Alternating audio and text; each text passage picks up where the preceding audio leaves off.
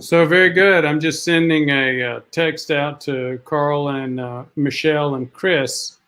I think something's going on. I think like we've had happen before a couple of times, I think the algorithm has not picked us up today. We've only got 2 viewers. I'm going to go ahead and record anyway, because I've got other stuff going on today and need to go ahead and get that information out there. Today we're going to be talking about the fact that coronavirus hits a lot more than just the lungs. As you know, we've got upcoming topics. We've got a lot of previous topics. There's been a major shift in focus for a lot of folks since the 1st of March, late February, regarding not so much heart attack and stroke, but then COVID-19. And then guess what?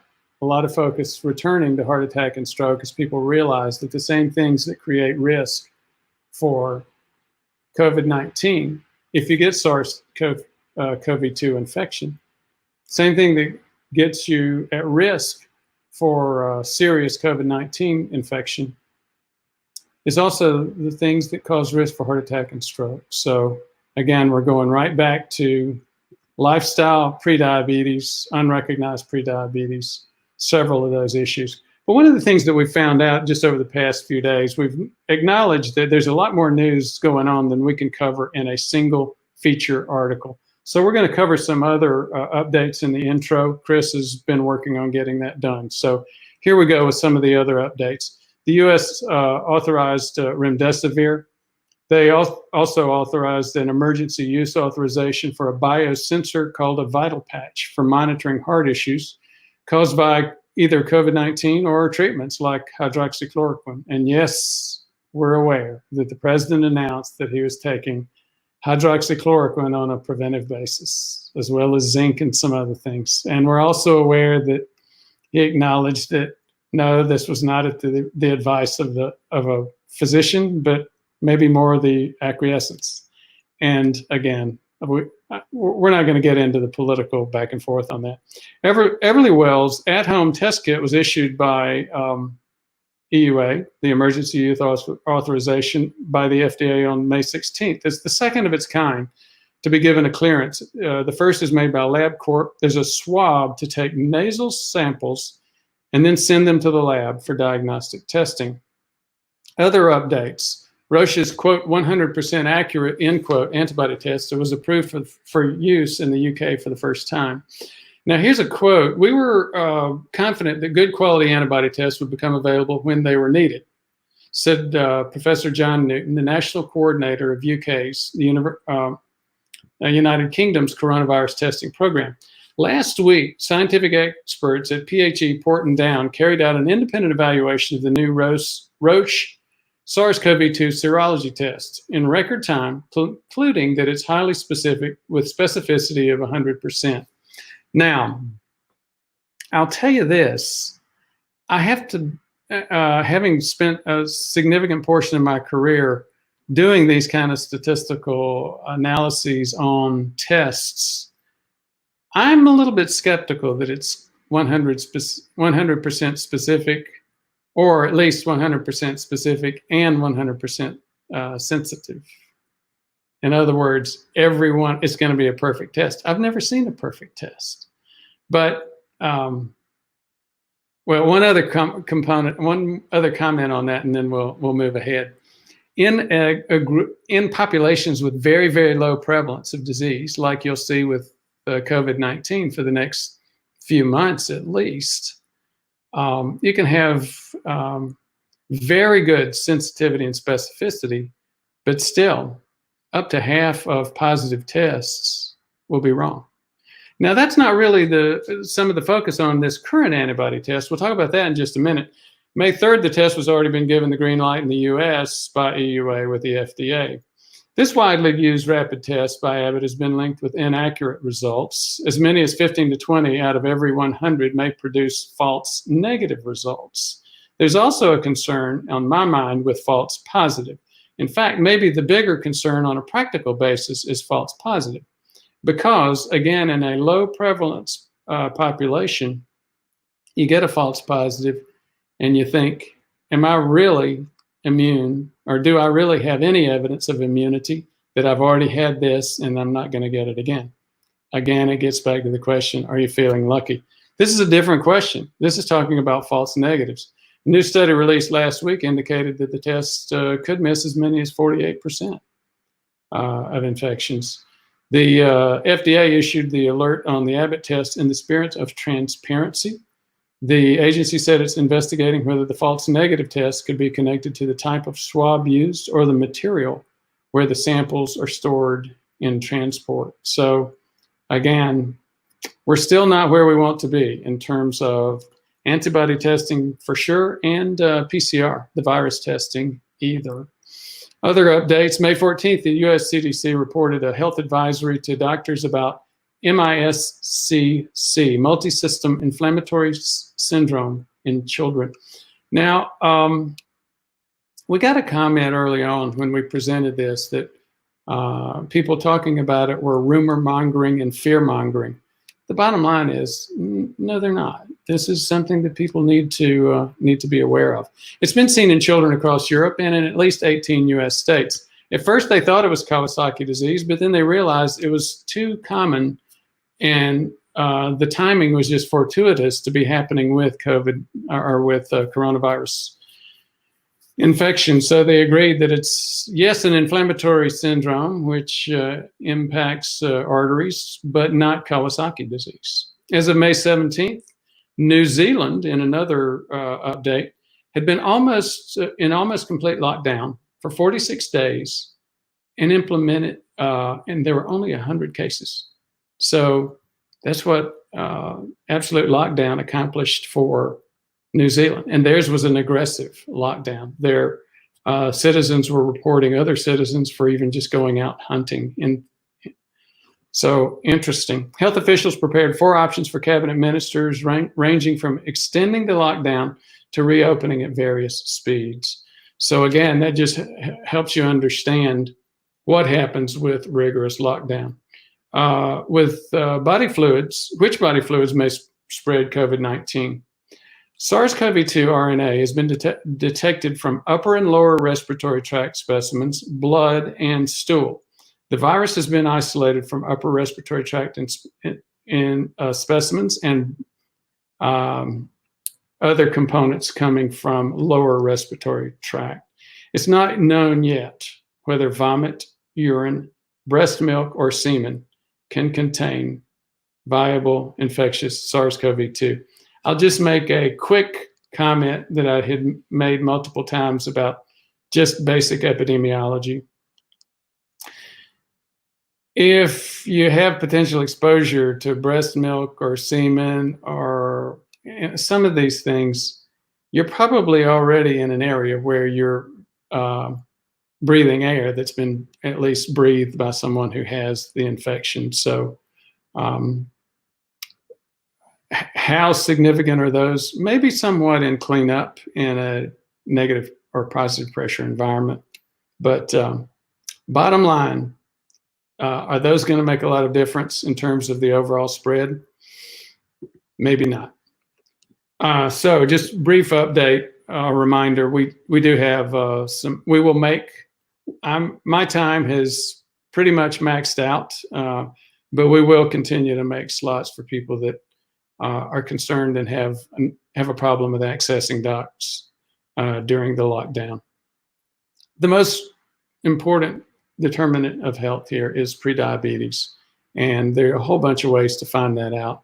Sometimes those ways don't include your doctor, and you don't need to totally switch doctors and start coming to see me, but we are looking at ways where we can provide this on an affordable basis to folks. This is less than people pay for most webinar training programs on the internet. Same thing with IMT. If you've had an IMT and you didn't know how to interpret it, your doc didn't know how to interpret it, come see us. We've got ways to do that. In addition, don't depend on a stress test to rule out a heart attack risk for you. Too many people have done that. Too many people have died as a result. So we'll get to the feature program right after Aspen gives us the water ball.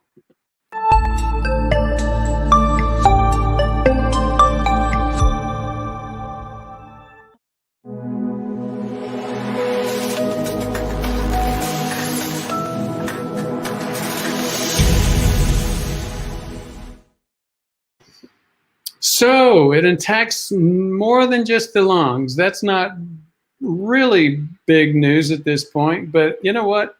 Even at my level of updates on this, I found these two articles very, very interesting. So COVID-19 is unpredictable. It brings a myriad of various symptoms. This first article that we're talking about was started off talking about a female in her late 50s, no fever, no pink eye, no cough, no respiratory symptoms at all. She just had a little bit of diarrhea.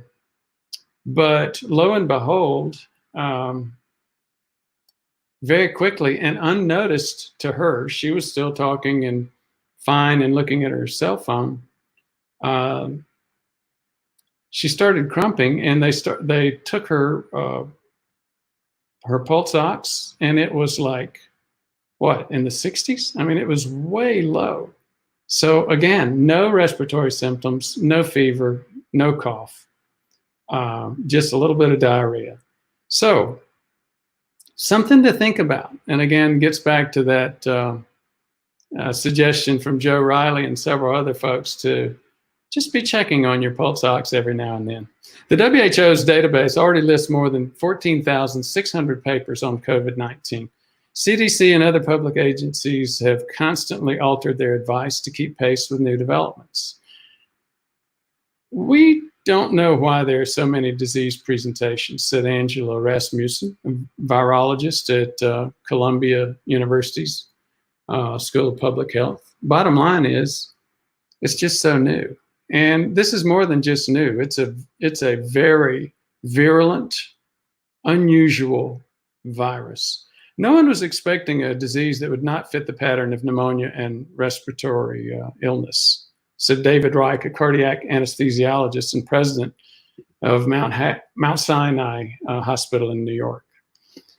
COVID does attack the lungs, but it also can strike anywhere from the brain to the toes. We've talked about all of those different topics, and you see some of those images here. It attacks the heart, weakening heart muscles, disrupting rhythm, savages kidneys so badly some hospitals have run short of dialysis equipment. It crawls along the nervous system, destroying taste and smell and occasionally reaching the brain. It can create blood clots that can kill, can cause young, healthy people to lose their leg or major parts of their brain. Some patients experience vomiting and diarrhea. Some get pink eye. Others get a dangerous drop in their oxygen level, as we talked about with the first patient we discussed this morning. COVID-19 mostly spares the young until it doesn't. In recent weeks, doctors warned of that rare inflammatory reaction among children, which we described, which was originally thought to be a Kawasaki disease. Many scientists have come to believe that the devastation comes from two intertwined causes: the virus's capacity to cause blood clots and the capacity to trigger a cytokine storm. In other words, its impact on inflammation and the body's immune system. That means that defeating COVID-19 requires more than just antiviral therapy and ventilators. With a ventilator, the repeated and forced inspiration of air irritates the lungs, which feeds into that inflammatory cycle. The only way to explain the highly complex behavior of COVID-19 that differs from one patient to the next is that the virus is causing the body's immune system to go haywire. Now, there was another article. I mentioned we were going to cover two articles today. This one came out of oh gosh, I'm blanking on the name of the, you can click on this. This will take you, I think it's called the Daily Signal. It's not a a journal that I was aware of, but it's an interesting article that came out of it. Dr. Thomas Yadigar, director of the intensive care unit at Providence Cedars-Sinai Tarzana in California, in the ICU, manages and adjusts their protocols. Patients tested positive are not sent home immediately, but tested for inflammatory markers. Again, we get back to our old friend, inflammation. Those with elevated markers are kept in the hospital and their oxygen levels are being watched. If the patient begins to desaturate, meaning if their blood oxygen levels, their O2 sats, their this thing, partial pressure of oxygen, if that begins to drop, the patient started on steroids. Steroids have a strong anti-inflammatory effects and also suppresses the immune system more broadly. And they start them on an IL-6 inhibitor. IL-6, interleukin-6, that's one of the major indicators, bioindicators or biomarkers for inflammation. It's also an actor, a mediator of the inflammatory pathway, so that IL-6 inhibitors prevent a significant amount of inflammation from happening. They don't really treat the virus, but they treat the autoimmune response, the steroids and the IL-6 inhibitors. Yadigar cautioned that you have to treat each patient within their own protocol. In other words, you know, you hear, oh, just go ahead and put them on a ventilator for oxygen early. This is like high altitude sickness. Well, then you hear, no, wait a minute, this is something else. It's a blood clotting problem. Then you hear, well, wait a minute, no, this is an inflammation problem. You have to evaluate first. It gets back to the old, I worked at Toyota for about a decade, and it gets back to that basic, very basic problem solving component. First, find the root cause of the problem. Dr. Yadigar and his team have had remarkable success. They've not put a patient on a ventilator in at least 2 weeks, and the mortality rate in their ICU has been in the single digits compared to 40 to 70% in other ICUs in the nation. So if those numbers hold out, looks like he might be doing something right. Maybe that something right has to do with finding out what's actually going on before treating it. Aspen, you want to hit that video? While COVID-19 overwhelmingly kills people by attacking their lungs, experts are now suggesting that the virus also causes major damage to other vital organs. Doctors around the world are seeing evidence that suggests the coronavirus could be causing heart inflammation, acute kidney disease, neurological malfunction, blood clots, intestinal damage, and liver problems. All of this makes the journey of recovery for patients with severe cases even more complicated, and experts say the damage is too great to attribute entirely to the cytokine storm, which is the powerful immune system response that attacks the body of an infected person, causing severe damage. Respiratory distress, medication, the stress of being in an ICU, and high fevers might be some other factors responsible for the damage. And while we often look for symptoms like coughing, difficulty breathing, and fever, there are many non-respiratory indications of the virus, such as neurological, cardiovascular, and intestinal symptoms. Some COVID-19 patients show up at the hospital confused or with an altered mental status, as doctors call it. Others have experienced a loss of taste and smell, while there are those who have gastrointestinal problems such as diarrhea, vomiting, and abdominal pain. Some patients even have heart attacks or an irregular heartbeat. Elevated levels of certain liver enzymes are also prevalent in some coronavirus patients. High levels of these enzymes are a sign of liver damage.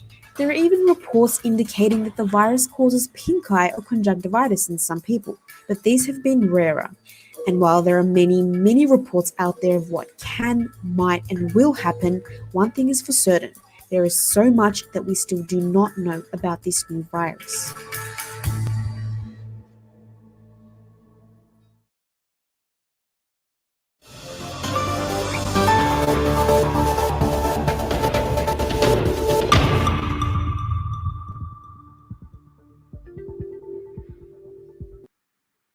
So thank you very much. And as you might have noticed, we are in the Q&A section. We will try to keep it a little bit shorter these days. I think a lot of the emotion is coming out of the virus and the descriptions of the virus and the discovery phase, and we're getting more into, okay, how do we manage it phase.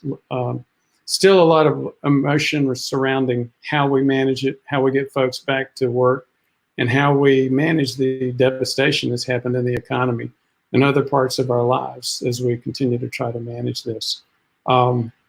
Aspen and Lori have stepped up, gotten the proper training from Carl, and are able to help support me in terms of co-hosting.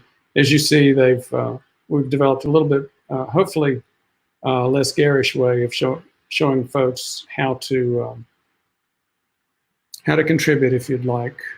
Chuck K, hi Doc, you've become my primary source of COVID news. I'm getting blood tests next week at Quest. Should I ask for thief COVID test? I'm not sure about the thief part. I'm assuming that is a typo.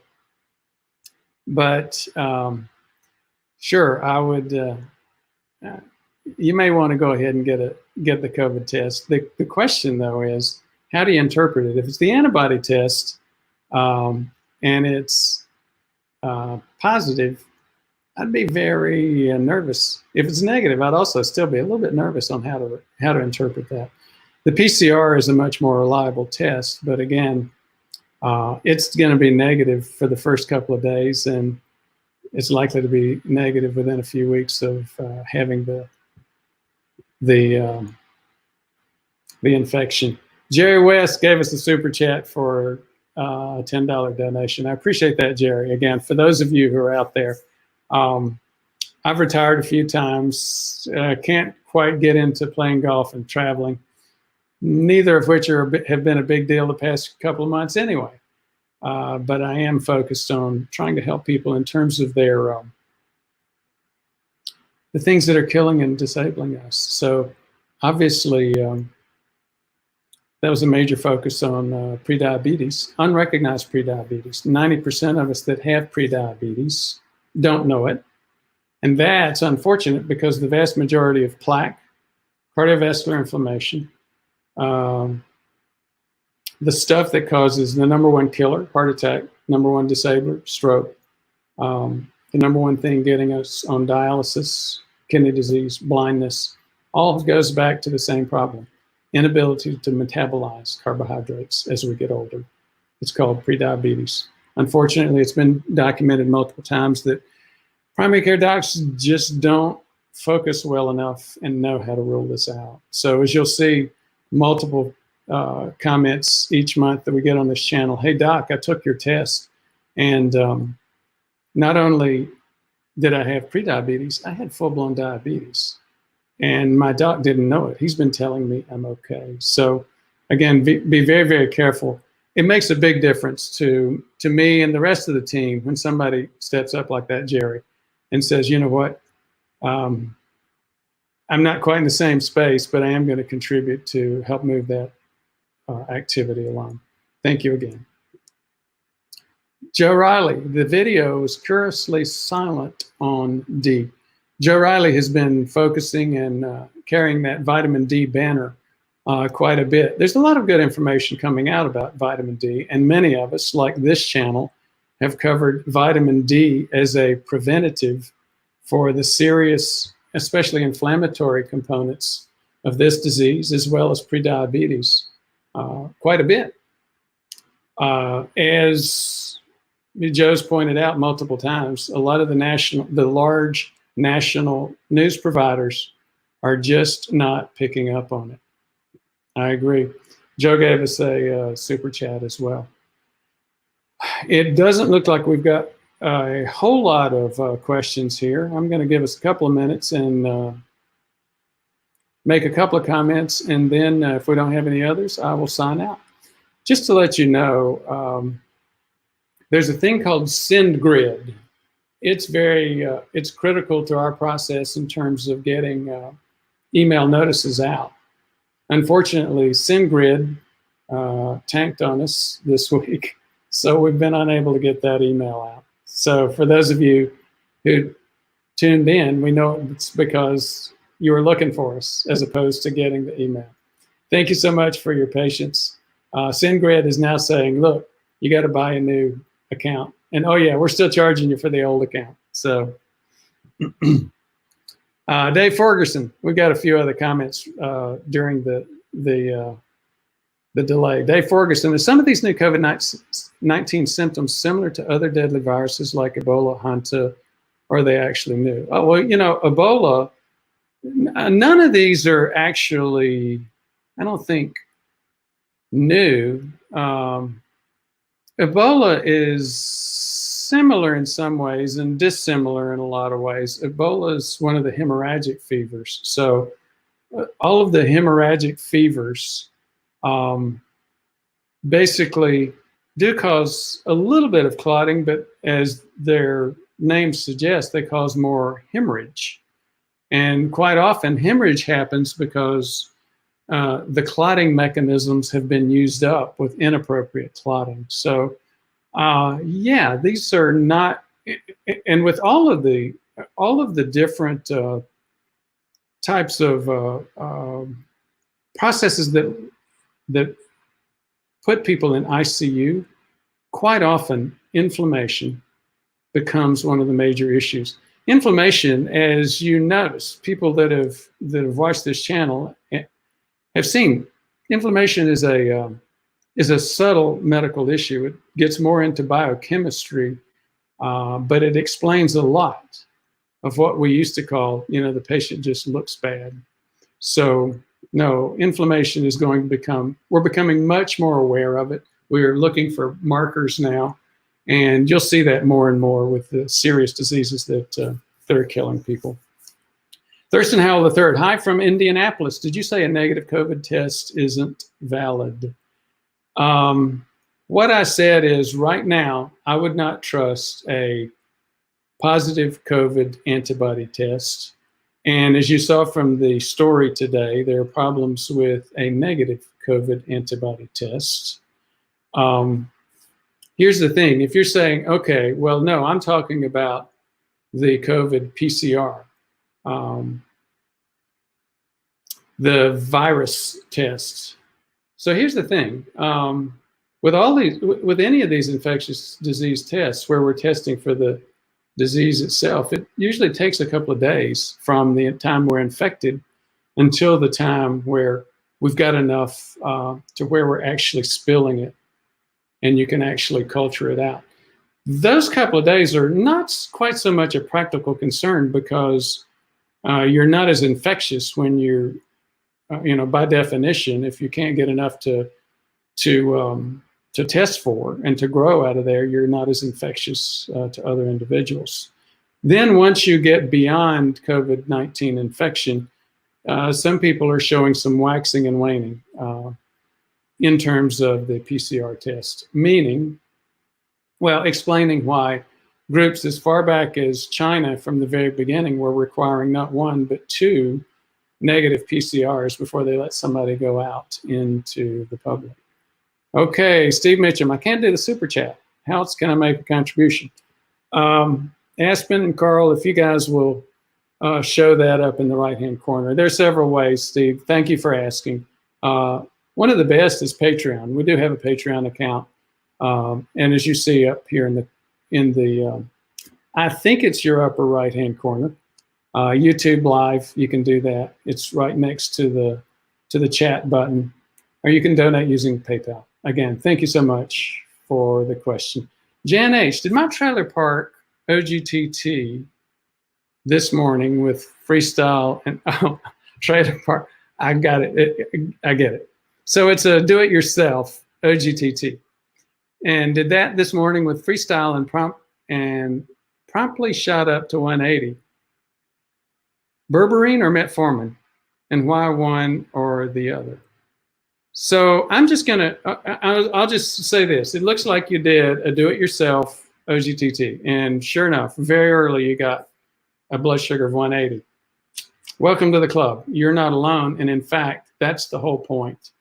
Probably half the adults in this country have this problem, and again, 90% don't know it. So then there's a two parts to that. There's a two-part question. The next was, should you take berberine or metformin, and why one and not the other? Usually I would recommend strong consideration of both. When you read about them, they both have different mechanisms. We don't completely understand the mechanism of either one. We do understand a lot of the basics. For example, metformin stops the liver from responding to cortisol and other things to create too much blood sugar. It also probably impacts the gut biome. The gut biome changes when you become pre-diabetic. So I would actually think about starting with those. As has been demonstrated, and we've said it multiple times, you can't medicate and you can't supplement your way out of a bad lifestyle. One of the major things that drives this, besides age, which we can't do anything, you're not going to do anything about, body fat. We used to think of body fat as an inert energy storage material. It's not.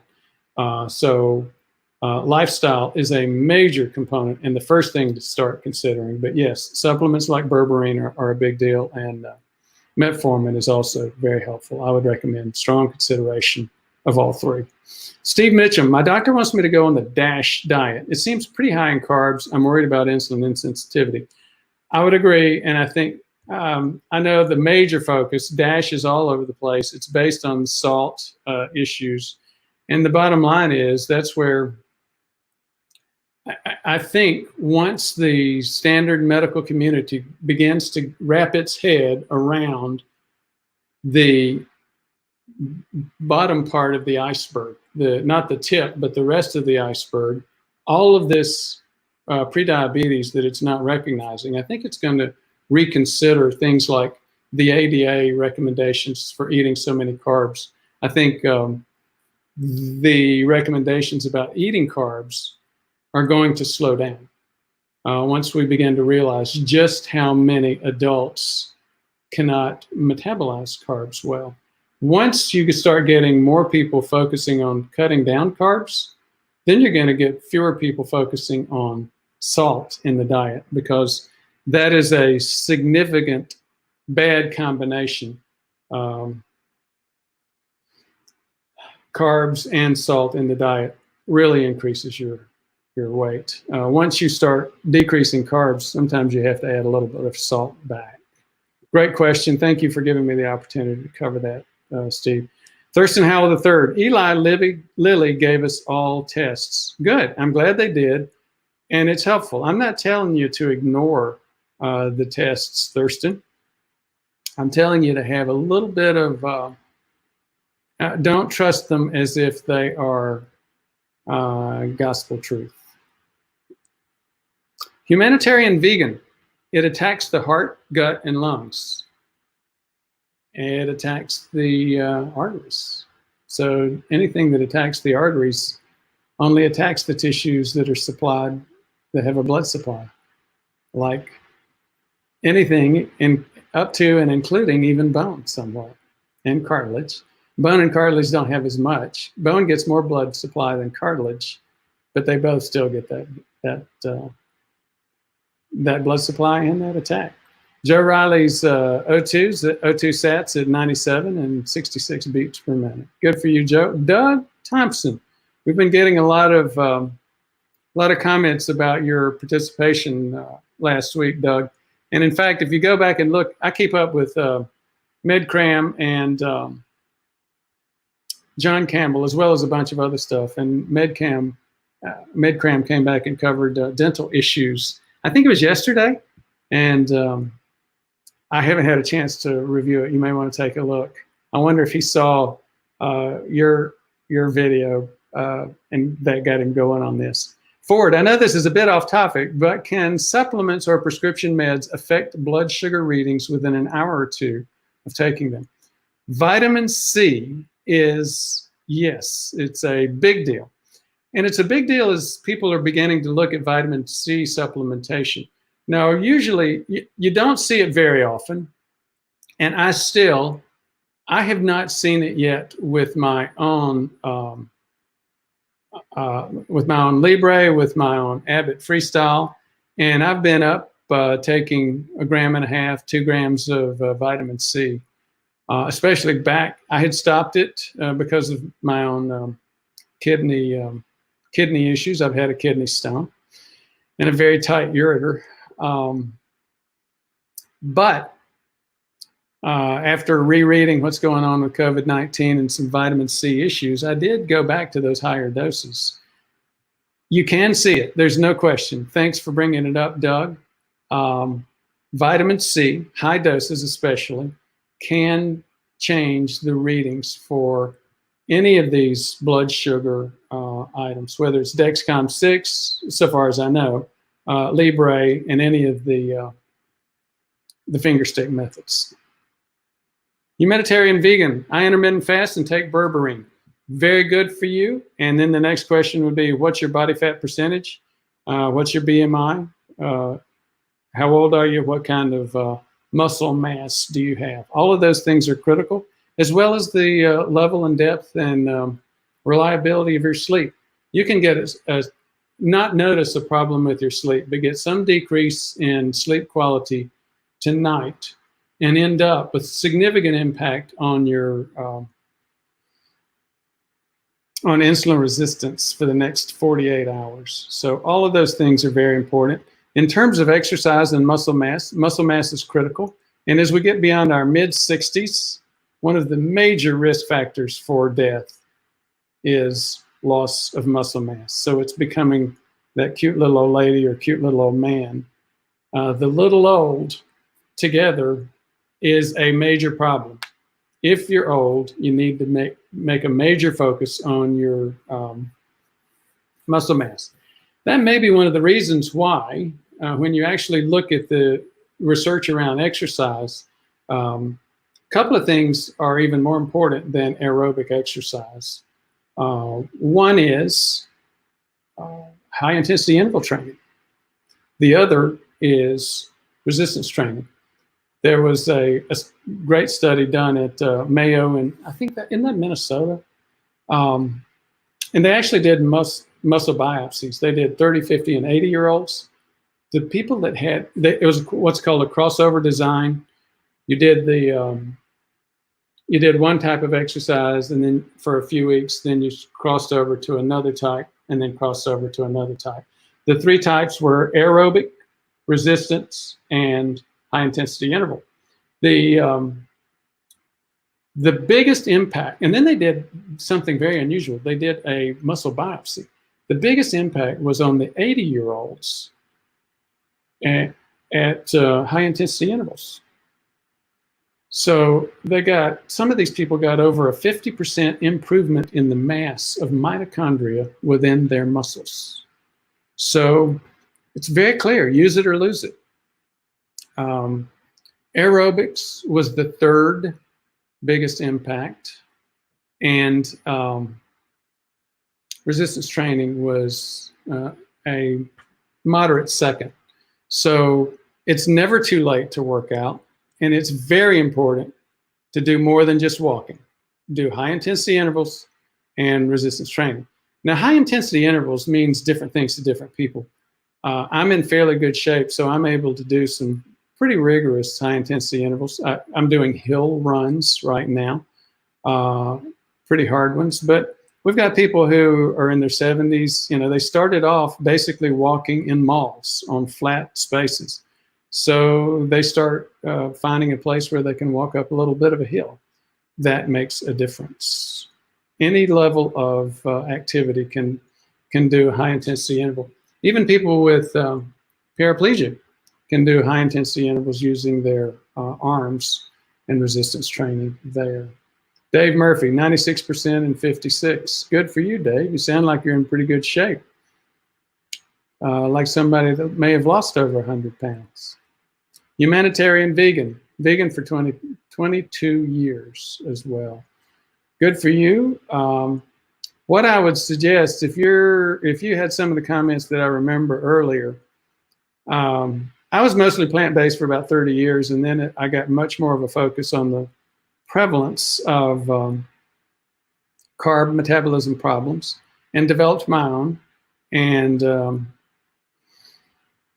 I will tell you, you can go totally keto while you're also totally vegan.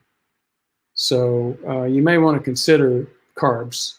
Most people think you cannot manage carbs and you have to have carbs if you're vegan. And that's not true. Joe Riley, start with a monster serving of no carbs. Barbara McIntosh, good morning. All got here. Sorry, just got here. Are the quick tests for COVID-19 reliable? All of the tests for COVID-19 have their problems. I haven't seen a perfect test on anything, let alone COVID-19. Which test is the most reliable? Thanks, Doc, for all your help. I will say this. I would not turn down a test, especially, I'm recommending that, as you know, I'm doing about half-time right now, helping large employers get their employees back to work. And I am recommending in most cases that they do make both types of tests available. There are there's a lot of research going on, especially in the antibody test components. And I'll just cover it very quickly. We've always, up until now, most people have seen the antibody test as it's either positive or negative. And that's not the way we've done all antibody tests in the past. For example, some of the hepatitis tests, syphilis tests, antibody tests, what we were doing was looking at titers, meaning the amount of antibody. There's also what we call a profile, where you're looking at the specific type of antibody. There's IgA, IgM, and then IgG. IgG is more of that permanent, more effective type of antibody result. It's more effective at clearing the body of the virus or infecting agent usually. We're doing some work with some folks at Harvard and at Hopkins, and we know that there are several places in the world where they're already using higher level titers and profiles, and there's going to continue to be significant improvement in the test availability. Bottom line is, there's still no such thing as a perfect test, despite what you may have heard about that Roche test. I'll be very, very skeptical that it's 100% perfect, but it sounds like it's going to be pretty good. Chuck K, what body fat percentage should I be working towards? Well, down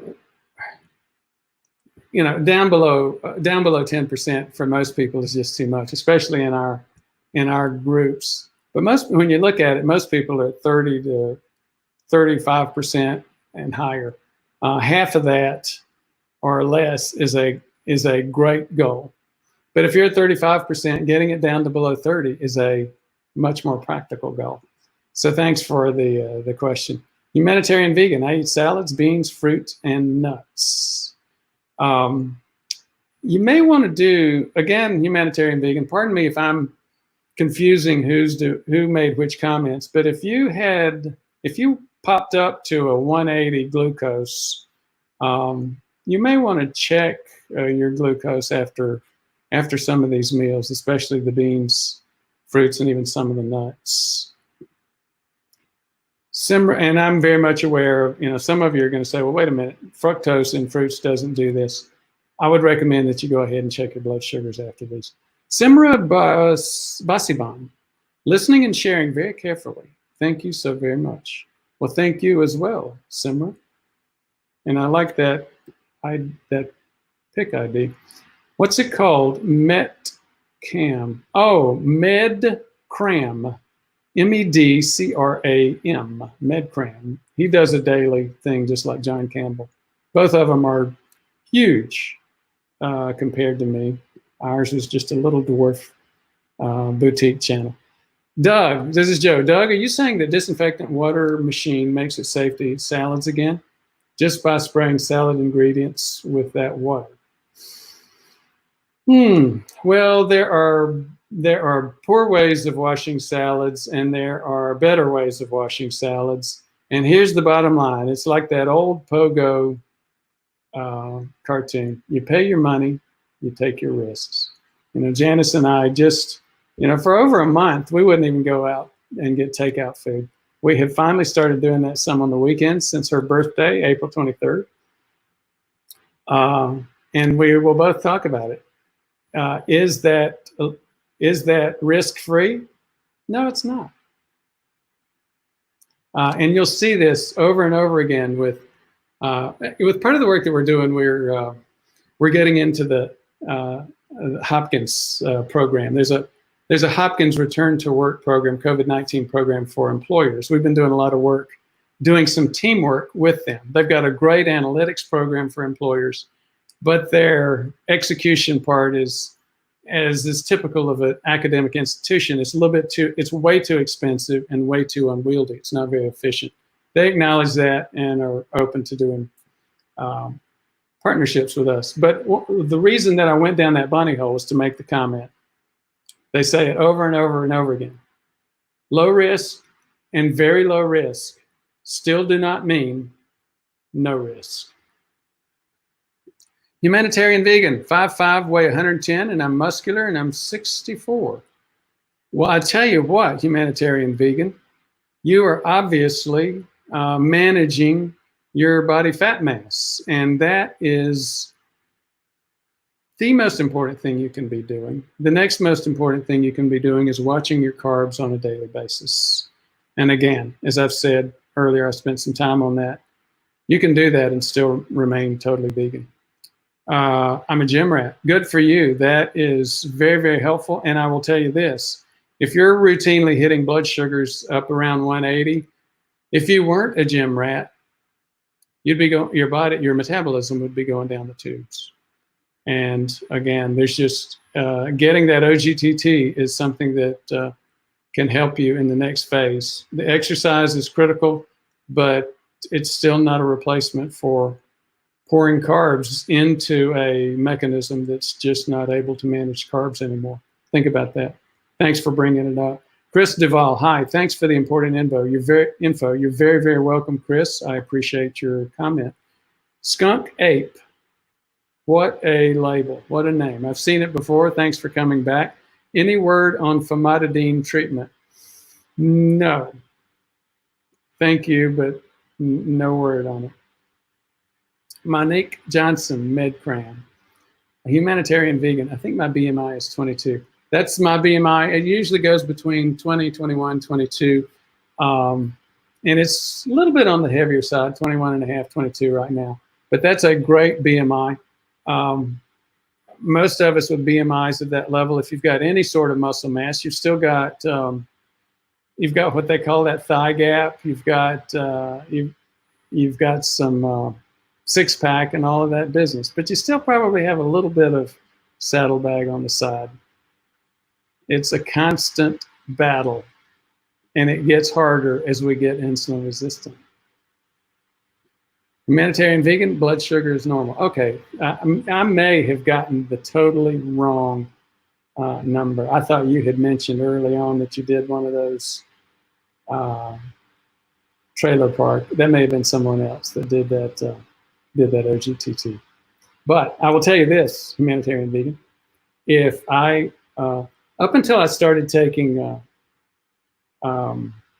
pioglitazone, I was getting the same thing. I would get a peak blood sugar on my OGTT at 170, 160, 180. I actually recorded a Libre at one point over 200. So I could say, yes, I am full-blown diabetic, or at least very significant prediabetes. And my, as I mentioned, I've been plant-based most of my life, became pre-diabetic while I was plant-based. I wasn't watching my carbs as much then. That's when I began watching my carbs. As I've mentioned, BMI between 20 and 22, very vigorous workout schedules and physical capacity, but still doesn't change the fact that I've got significant insulin resistance. Like most people with this condition, I will probably never be on, don't expect to ever be on